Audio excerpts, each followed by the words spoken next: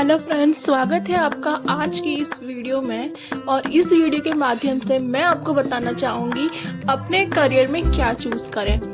तो जो भी स्टूडेंट्स यहाँ पे हैं जो 10th पास हैं, 12th पास है या ग्रेजुएशन कर रखा है जिन्होंने, या फिर जो पोस्ट ग्रेजुएशन में है या फिर किसी भी और फील्ड में जो मतलब कॉलेज में है, स्कूल में है, एनीवन जो भी है, सब इस वीडियो को पूरा देखें, इसको लाइक करें, सब्सक्राइब करें और लास्ट तक इस वीडियो के साथ बने रहें। तो चलिए शुरू करते हैं।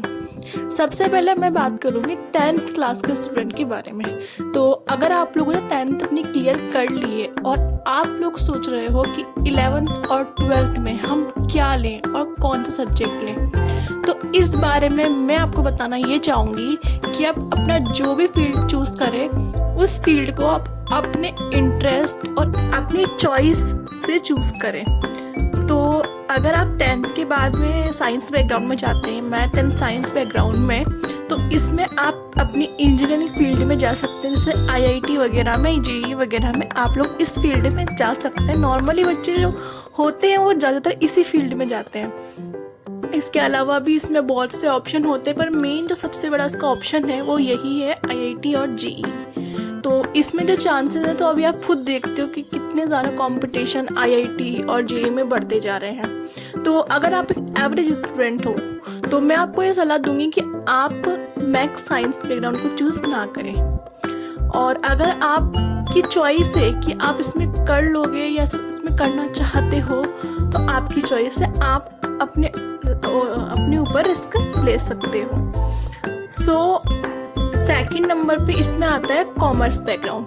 तो कॉमर्स बैकग्राउंड के स्टूडेंट हैं, वो कॉमर्स लेने के बाद में जो करते हैं वो CA की स्टडी करते हैं, मतलब चार्टर्ड अकाउंटिंग की स्टडी करते हैं। तो ये भी एक अच्छा कोर्स हो सकता है, बट इसमें क्या है, जो बच्चे बहुत ज़्यादा अपनी स्टडी को लेके सीरियस होते हैं, जो मैथ्स में या फिर कंप्यूटर लैंग्वेजेस जो होती है उनमें अपनी पकड़ अच्छे से बनाना जानते हैं, वही लोग इस फील्ड में आगे सक्सेसफुल होते हैं। इसके लिए हमें बहुत बड़े एग्ज़ाम CA जो चार्टर्ड अकाउंटेंट है वो पास करना पड़ता है। अगर आप मान लो आप उतनी बड़ी फील्ड में नहीं भी जाना चाहते हैं तो आप बैंकिंग फील्ड में जा सकते हैं अपनी।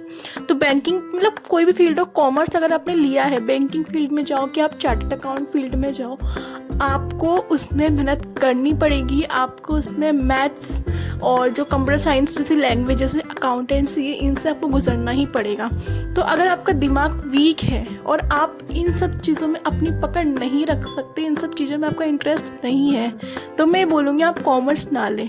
और आपको शौक़ है, आपको ड्रीम है कि आप कोई कंप्यूटर जॉब करें, आप कोडिंग करें, आप ऐप बनाएं, आप किसी कंपनीज़ में काम करें जो स्मार्टफोन्स कंपनीज़ होती है, एप्लीकेशंस कंपनी होती है, तो उसके लिए आपको कॉमर्स बैकग्राउंड लेना चाहिए। और कॉमर्स में भी आपको कंप्यूटर साइंस तो ज़रूर लेना चाहिए। कॉमर्स करने के बाद में कंप्यूटर साइंस में और आगे बढ़ सकते हैं। तो इसके अलावा अब हम चलते हैं हमारे जो सबसे ज़्यादा डिमांडिंग है, आर्ट्स। तो आर्ट्स में अपन चलते हैं, तो उससे पहले मैं आपको बायो के बारे में बता देना चाहती हूँ। तो बायो का तो नॉर्मली सब लोग जानते हैं कि बायो कौन से बच्चे लेते हैं।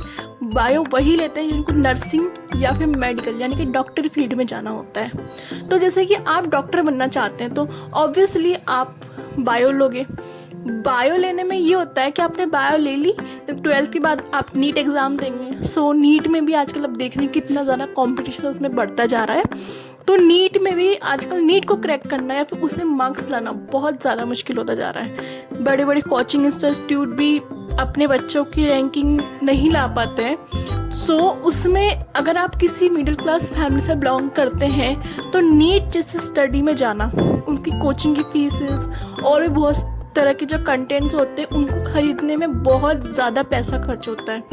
तो अगर आप किसी ऐसी फैमिली से आते हैं तो और आप कंफ्यूज हैं कि आपको बायो लेनी चाहिए या नहीं लेनी चाहिए, एज इकोनॉमिकली मैं आपको बता रही हूँ, इकोनॉमिकली कंडीशन से मैं आपको बता रही हूँ, तो आपको बायो नहीं लेनी चाहिए। क्योंकि बायो लेने के बाद में आपकी जो मतलब स्टडी के जो खर्चे होते हैं ना, वो 2 गुना बढ़ जाते हैं। सो इसमें नीट अगर आपने कंटेंट इसमें खर्च कर भी लिया, कंटेंट में आपने पैसा खर्च कर लिया, मान लो आपका नीट क्लियर नहीं हुआ, आप एवरेज स्टूडेंट हो और नीट में वही बच्चे शायद सबसे ज़्यादा स्कोर करते हैं जो बहुत टॉप लेवल के होते हैं, इनका माइंड आईक्यू बहुत ज़्यादा हाई होता है। तो अगर आप में अपने लिए विश्वास नहीं है कि आप इसको क्रैक कर सकते हो या नहीं, तो आप बायो मत लीजिएगा। इसके अलावा इसमें सेकंड जो ऑप्शन आता है वो है नर्सिंग का। तो ये एक गुड ऑप्शन है। अगर आपको अच्छा लगता है मेडिकल फील्ड, अगर आपको अच्छा लगता है नर्सिंग केयर करना, आपको बहुत अच्छा लगता है, तो आप इस फील्ड में जा सकते हैं। बट इस फील्ड में जाने से पहले भी आपको अपने आप को ये समझाना होगा कि आपको इसमें हर तरह के काम करने पड़ सकते हैं। आप खुद देखते हो हॉस्पिटल्स में नर्सेज जो होती हैं वो हर तरह के काम करती हैं, तो आपको अपने आप को समझाना होगा कि मुझे हर तरह का काम करना होगा। ठीक है, तो बायो का अब समझ चुके हैं कि बायो आपको लेनी चाहिए कि नहीं लेनी चाहिए।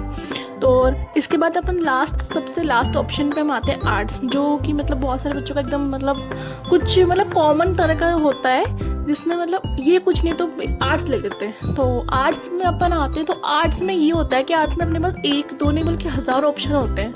कुछ लोग बोलते हैं कि आर्ट्स वो लोग लेते हैं जो वीक होते हैं, बट ऐसा बिल्कुल भी नहीं है दोस्तों, क्योंकि जितने भी अपने जो सरकारी ऑफिसर्स हैं, बाकी जो सरकारी पोस्टें हैं और भी बहुत तरह की चीज़ें सब आर्ट्स से बनती है। IPS, IAS, IRS सब कुछ आर्ट्स पढ़ने के बाद ही हो सकता है। तो आर्ट्स में बहुत सारी अनगिनत अपने पास रास्ते होते हैं करियर बनाने के लिए।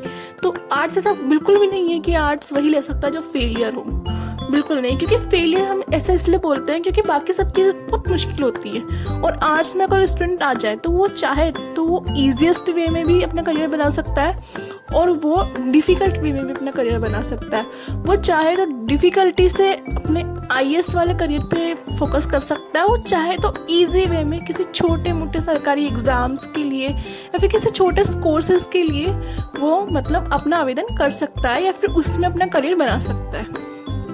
तो जो हमें हमेशा से बोलते हुए आए उनका ये होता है कि अगर आपने आर्ट्स ले ली तो अगर आप कुछ बड़ा करना चाहते हो तो भी आप उससे कर सकते हो। अगर आप कुछ छोटा करना चाहते हो, अगर आप पढ़ाई में वीक हो तो भी आप उसमें कर सकते हो। तो इसमें 2-3 नहीं, इसमें तो अनगिनत ऑप्शंस होते हैं, मल्टीपल चॉइसेस इसमें होती है। तो आर्ट्स एक बहुत ही अच्छा गुड चॉइस होता है। अगर आपको बैंकिंग, इंजीनियरिंग और डॉक्टर से हट के कुछ करना है तो आप इस फील्ड में जा सकते हो, आर्ट्स फील्ड में। कुछ लोग बोलते हैं कि भाई आर्ट्स फील्ड में कंप्यूटर्स नहीं होते हैं, आर्ट्स फील्ड में टेक्नोलॉजी नहीं होती है। आर्ट्स फील्ड करने के बाद भी आप टेक्नोलॉजी सीख सकते हो, क्योंकि इसको किसी भी आर्ट्स को किसी टेक्नोलॉजी को किसी आर्ट, साइंस, मैथ्स इन सब की ज़रूरत नहीं होती है। आप मानोगे नहीं कि आर्ट्स फील्ड में भी कंप्यूटर साइंस सब्जेक्ट होता है, और आप 12th से कंप्यूटर साइंस करने के बाद में आप ITI कर सकते हो, या फिर इसके बाद में, इससे पहले आप BA में जाके भी आप कंप्यूटर साइंस से बैचलर डिग्री ले सकते हो, आप कंप्यूटर साइंस से मास्टर डिग्री ले सकते हो, और भी बहुत तरह कंप्यूटर के अलावा भी टेक्नोलॉजी के बहुत सारे कोर्सेज आर्ट्स में अवेलेबल होते हैं। गवर्नमेंट जॉब्स के लिए आर्ट्स, तो गवर्नमेंट जॉब के लिए आर्ट्स जो है ना, क्योंकि आर्ट्स में हर तरह के सब्जेक्ट पढ़ाए जाते हैं जो कॉमन तौर पे पूछे जाते हैं सरकारी एग्ज़ाम्स में, जैसे कि ज्योग्राफी, हिस्ट्री, पॉलिटी वगैरह। ये सब अगर हम बैचलर डिग्री में अगर हम ये कोर्सेज लेते हैं तो इसमें हमें बेनिफिट ये होता है कि जब यही चीज़ें हमसे सरकारी एग्ज़ाम के लेवल पर पूछी जाएंगी तो हम उनका आसानी से जवाब दे सकते हैं। तो ये एक बहुत बड़ा बेनिफिशियल पॉइंट होता है अगर हम सरकारी नौकरी में अपना करियर बनाना चाहते हैं तो। इसके अलावा अगर आप बिजनेस करने में इंटरेस्टेड हैं तो बिजनेस फील्ड के लिए कॉमर्स भी एक बेस्ट चॉइस हो सकता है। और अगर कॉमर्स आप नहीं भी लेना चाहते हैं तब भी आप आर्ट्स फील्ड से बिजनेस कर सकते हैं, जैसे कि बैचलर ऑफ बिजनेस एडमिनिस्ट्रेशन। तो BBA अगर आप करना चाहते हैं, जैसे बिजनेस सीखना चाहते हैं आप, तो आप बैचलर कोर्स कर सकते हैं बिजनेस का। और इसके बाद अगर आपने मान लो आपने बैचलर कोर्स कर लिया है, आपने किसी भी फील्ड से कोई सा भी आपने बैचलर कोर्स कर लिया है, तो आप MBA कर सकते हैं, मास्टर ऑफ बिजनेस। अगर आपने मान लो किसी भी हिस्ट्री, ज्योग्राफी, पॉलिटी किसी भी चीज़ से आपने बैचलर अपना कंप्लीट कर लिया है और अब आप चाहते हो कि मुझे बिजनेस फील्ड में जाना है, तो आप अपनी ये बिजनेस की जो फील्ड है ना, इसको आप बीए करने के बाद भी आप स्टार्ट कर सकते हैं एमबीए से, मास्टर ऑफ बिजनेस एडमिनिस्ट्रेशन। बहुत सारे सरकारी कॉलेज जो होते हैं वो इसके लिए सीट्स निकालते हैं, जिसमें बहुत ही कम पैसों में आपका एडमिशन हो सकता है। और बहुत से ऐसे भी कॉलेज होते हैं जो जिस पर डायरेक्ट एडमिशन देते हैं, उसमें थोड़ी फीस ज़्यादा लग सकती है, लेकिन दोनों ही तरह के अपने पास रास्ते इसमें अवेलेबल होते हैं। तो इसमें आर्ट्स में ये ऑप्शन भी है कि अगर आपको बिजनेस फील्ड में जाना है तब भी आप आर्ट्स चूज़ कर सकते हो। कॉमर्स, साइंस, बायो, इन सब को लेने के बाद आपको इन्हीं की फील्ड में आगे बढ़ना पड़ता है। आप किसी और फील्ड में शायद थोड़ा बहुत आप उसमें एंटर कर सकते हो, बट वो उसमें वो नहीं रहता है। अगर आप आर्ट्स लेते हो तो आप बेफिक्र हो कि आप कोई भी जब का मन चाहा वो आप चीज़ कर सकते हो। आपको कोई रोक टोक नहीं होती, किसी भी चीज़ का आप पे प्रतिबंधन नहीं होता है। तो ये जो थी 10th के बाद, 12th के बाद और कॉलेज के बाद की डिग्रीज मैं आपको बताई थी। इसके अलावा कुछ लोग टीचिंग फील्ड में जाना चाहते हैं, तो टीचिंग फील्ड में जाने के लिए आप कोई सा भी कोर्स ले सकते हो, क्योंकि आपको लास्ट में जाकर बीएड ही करना पड़ेगा। तो बीएड करना, एमएड करना, ये आप लोगों की चॉइस होती है। जो आप अपने अंदर झांक के देखिए कि आपकी एबिलिटी कितनी है। अगर आपकी एबिलिटी है कि आप ये कर सकते हो तो ही उस फील्ड को चूज़ करिए। अगर आप में ये है कि नहीं मैं इसको नहीं कर सकता, अगर मैंने इसको ले लिया तो मैं टेंशन में ही मर जाऊंगा, तो आप उस चीज़ को मत चूज़ करिए। सबसे पहले आपकी लाइफ है, आप खुद हो, उसके बाद में सब है। करियर हर चीज़ में बनाया जा सकता है, पैसे हर फील्ड में कमाए जा सकते हैं, एबिलिटी आप में होनी चाहिए। तो इस वीडियो को लाइक ज़रूर करें और शेयर करें अपने दोस्तों के साथ, ताकि वो भी अपने इस कन्फ्यूज़न से जल्दी बाहर निकल जाए। Thank you for watching. और जाते जाते इस चैनल को सब्सक्राइब करना मत भूलिएगा। Thank you.